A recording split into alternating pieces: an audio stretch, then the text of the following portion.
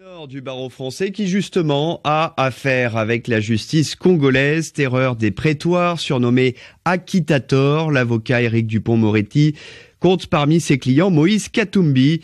Le 27 mars dernier, la justice de Kinshasa a ouvert une information judiciaire pour usurpation de nationalité contre l'ancien gouverneur du Katanga, visé par 3 procédures judiciaires au total, à l'heure où il veut rentrer dans son pays pour y participer à la présidentielle. Éric Dupond-Moretti compte saisir dans les jours qui viennent le Comité des droits de l'homme des Nations Unies pour dénoncer des persécutions judiciaires. Il répond aux questions de Christophe Boisbouvier.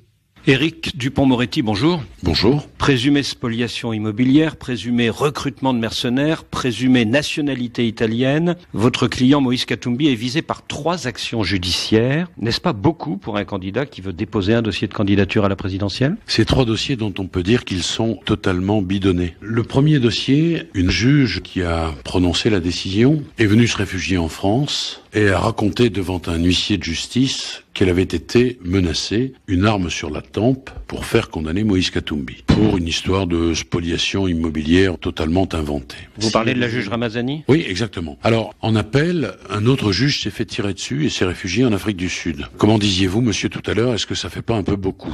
Ensuite, l'histoire des mercenaires. Alors là aussi, on a une espèce de tour de passe-passe qui est fabuleux. On a décalé dans le temps cette histoire, on l'a fait remonter à l'époque où Moïse Katumbi était gouverneur du Katanga, de telle sorte qu'il doit être alors directement jugé par la Cour suprême, ce qui a pour le pouvoir un seul avantage, c'est de le faire condamner définitivement avant le dépôt des candidatures. La manipulation, elle est claire comme de l'eau de roche. Ça ne résiste à aucun examen sérieux, c'est une instrumentalisation du pouvoir judiciaire à des fins politiques, voire politiciennes. Sur cette affaire de présumé recrutement de mercenaires, la justice congolaise explique que comme les faits imputés remontent à l'époque où il était gouverneur, Moïse Katumbi doit être jugé devant la Cour suprême. Mais la manipulation, elle est là. À l'origine, la justice disait que cette histoire de mercenaires, c'était une affaire qui se serait au conditionnel déroulée postérieurement, au moment où Moïse Katumbi était gouverneur. Vous faites référence aux documents des services de l'ANR. Il n'y a pas que cela. Donc on disait, cette histoire de mercenaires, c'est 2015. Alors, ils ont replacé ces faits, qui d'ailleurs n'ont pas existé, en 2014. Comme ça, et c'est ce que je vous expliquais tout à l'heure, Moïse Katumbi étant alors gouverneur, il doit être jugé devant la Cour suprême. Comme ça, on squeeze un degré de juridiction, mais surtout, on rend une décision dans les semaines à venir, avant le dépôt des candidatures. C'est QFD. Alors en effet, selon le greffe du tribunal de Kinshasa, l'audience sur cette affaire de mercenaires est fixée au 26 ou au 27 juin. C'est une date parfaite pour le pouvoir. Comme ça, le 26 ou le 27 juin, il sera condamné définitivement, parce que, moi je peux vous l'écrire, c'est une condamnation. C'est le but de la manœuvre. Et alors à ce moment-là, on dira, mais monsieur Katumbi ne peut plus se présenter à l'élection présidentielle. Est-ce que vous irez à cette audience du 26 juin à Kinshasa? Si on m'accorde un visa, pourquoi pas? Vous savez, c'est une garantie de la justice démocratique, le fait qu'elle soit publique. Maintenant, je ne sais pas si on m'autorisera à y aller. Moi, j'aimerais beaucoup m'y rendre avec des observateurs internationaux. Et on verra que ce dossier, comme le précédent d'ailleurs, est un dossier totalement bidon. Je reprends le mot des évêques, c'est une mascarade. La 3e action judiciaire qui est lancée contre Moïse Katumbi, c'est celle qui concernerait une éventuelle nationalité italienne de votre client sur la foi d'un document administratif produit par une commune italienne. Le procureur général de la République vient d'ouvrir une information judiciaire à charge contre Moïse Katumbi. Alors, cette histoire de nationalité, c'est ridicule. Je vais vous dire pourquoi c'est ridicule. Parce que Moïse Katumbi, il a gagné 3 élections. Ça, c'est clair, c'est net et c'est précis. Et il aurait donc gagné ces élections en étant italien. Mais ça fait rire la communauté internationale dans son ensemble. Vous parlez des élections au poste de député provincial, député national et gouverneur du Katanga, c'est ça? Exactement. Qui ont été avalisées par la présidence. Alors, vous avez compris, tout sera fait pour ne pas que Katumbi puisse se présenter.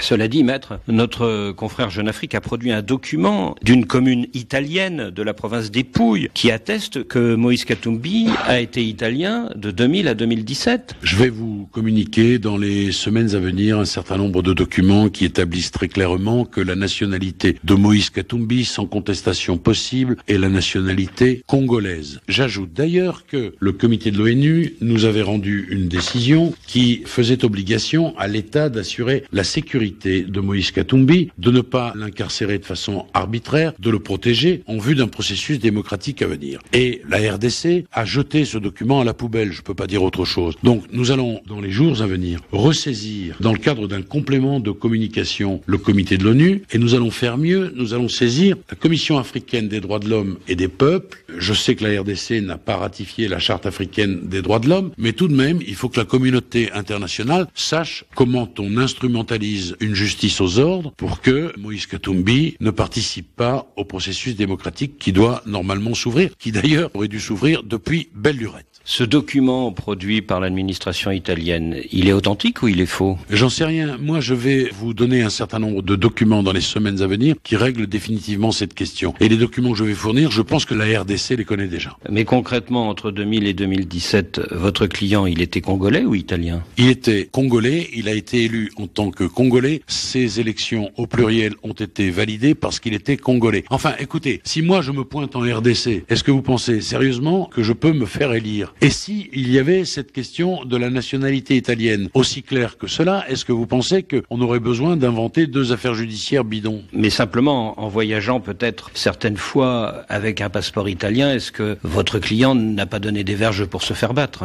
Je vous dis, monsieur, mais vous ne voulez pas l'entendre, que dans les semaines à venir, cette question sera définitivement réglée. Éric Dupond-Moretti, merci. L'avocat Éric Dupond-Moretti qui représente Moïse Katumbi répondait à Christophe Boisbouvier.